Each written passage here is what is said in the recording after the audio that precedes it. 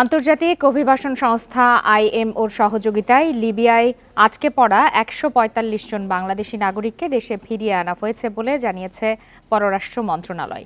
সংবাদ বিজ্ঞপ্তিতে এই তথ্য জানায় মন্ত্রণালয়।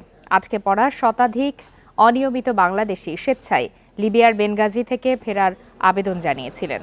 ভোর ৫:৩০টায় চার্টার্ড ফ্লাইটে দেশে ফিরে আসেন তারা। হযরত শাহজালাল আন্তর্জাতিক বিমানবন্দরে তাদেরকে স্বাগত জানান পররাষ্ট্র মন্ত্রণালয় ও আন্তর্জাতিক অভিবাসন সংস্থার কর্মকর্তারা।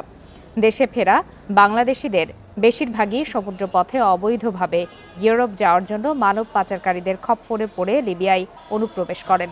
সেখানে তাদের অনেকেই অপহরণ ও নির্যাতনের শিকার হয়েছিলেন।